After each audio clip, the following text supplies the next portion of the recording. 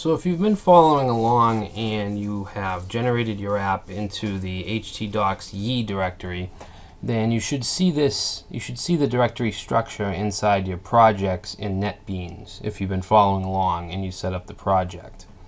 And what we have is we have a few files. First, we have the assets folder or directory, and that holds resources for modules like JavaScript files, CSS files, things like that.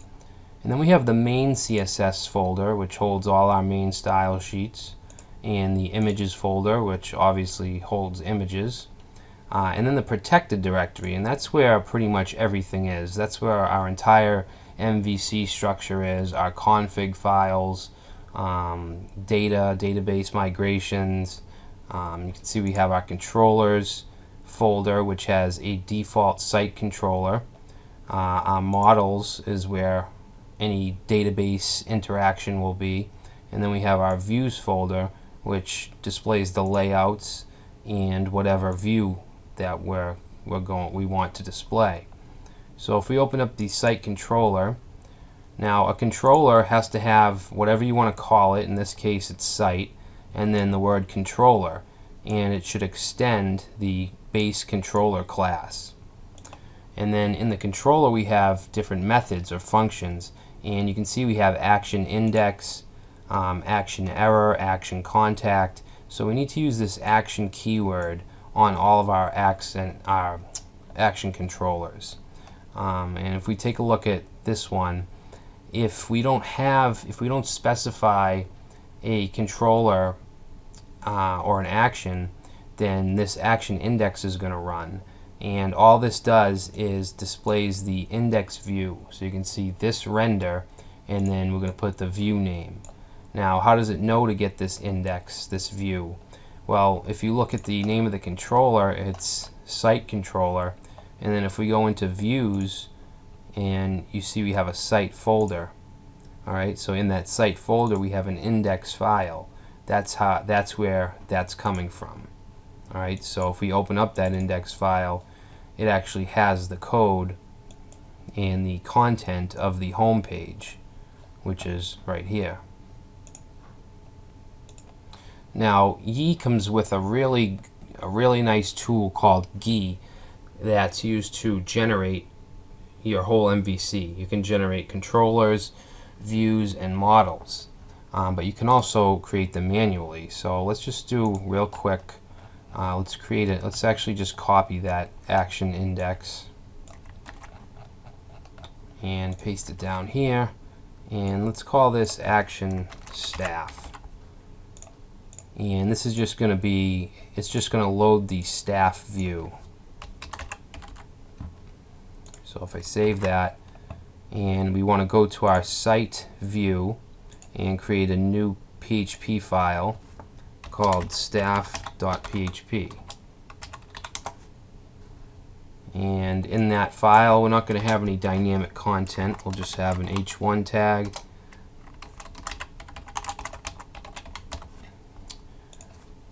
And we'll put an unordered list. And you can see with NetBeans we have really nice code completion. I just typed the first tag and it pops in the second, so that's really nice. Staff, we'll say Julie Smith.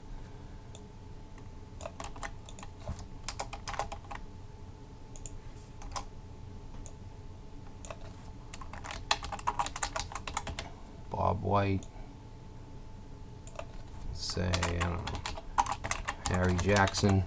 Alright, so there's our staff, so I'm going to save that.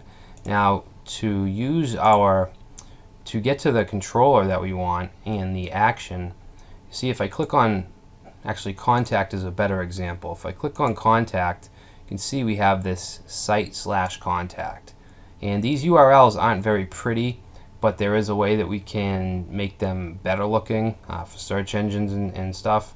But by default we have the controller site and the action contact. So if we go and we look in our site controller, we have action contact, and that's where that content's coming from.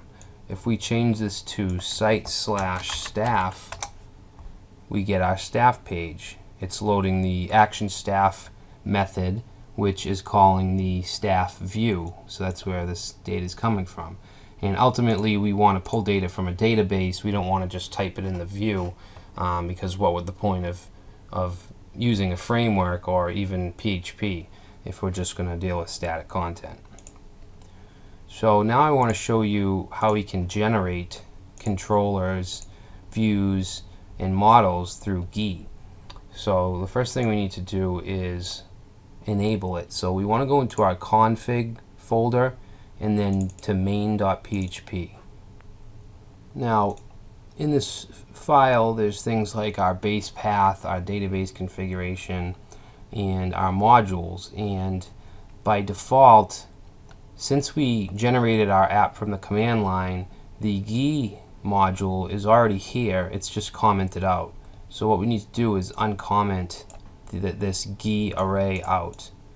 So that's the first comment, and then that. So now is now uncommented. So what we want to do now is we want to choose a password, and I'll just say password, and that's going to be so we can log in through the front end and use the Gii module.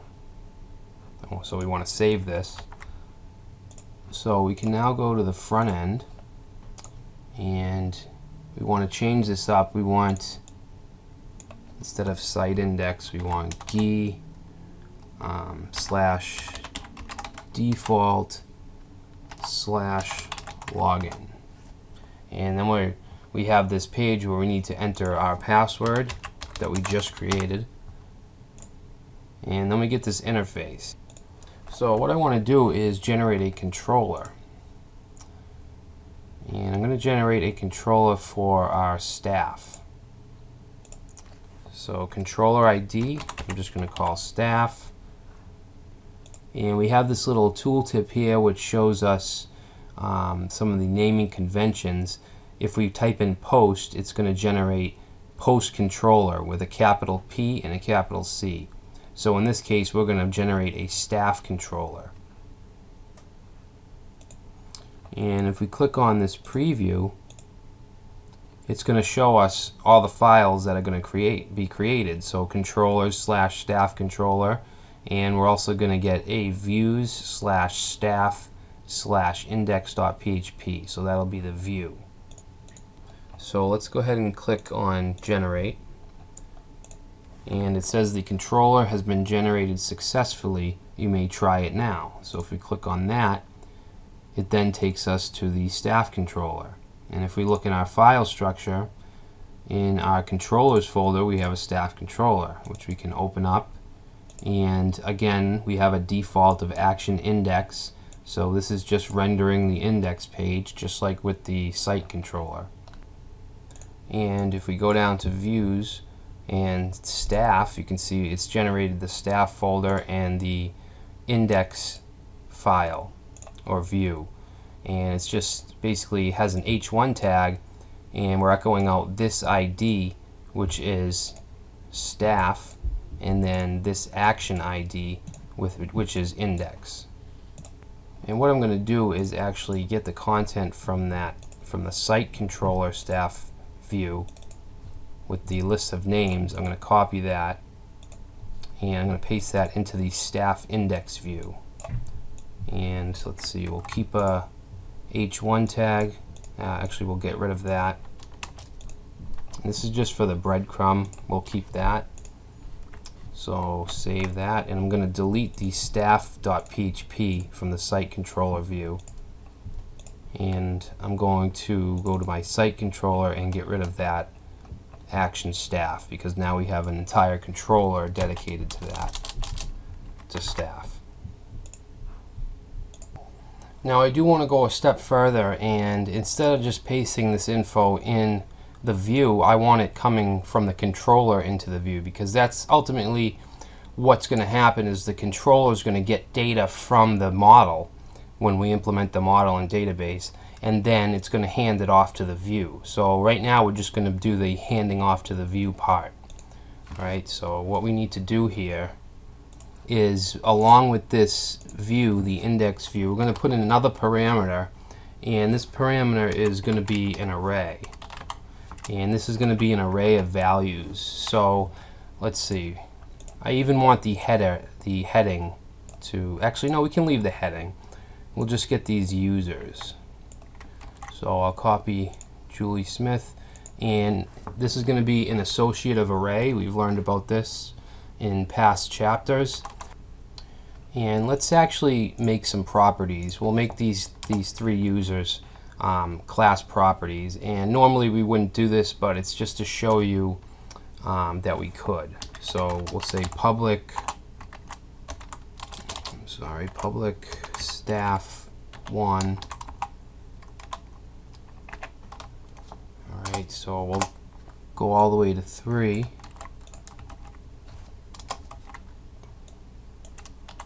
2, 3.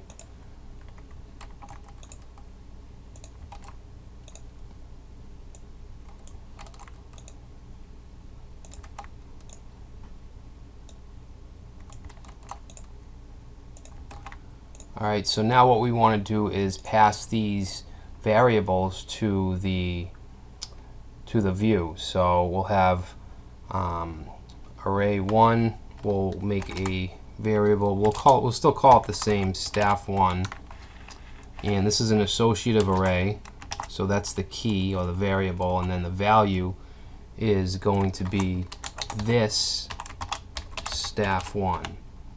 And remember, this is used in a class when you're talking about the class properties, so this staff 1. So to access that, we need to use this. So there's 1. Let's actually separate this a little. So we want a comma, and then we'll say staff 2,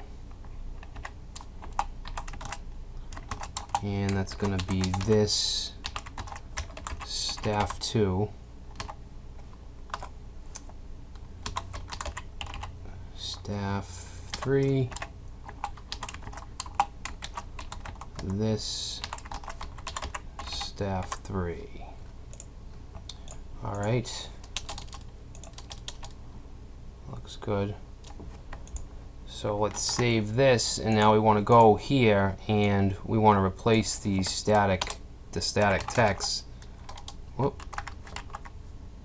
with PHP echo staff 1. Right.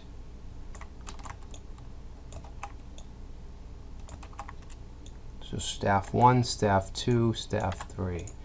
Alright, let's save that and reload, and we get those staff member names.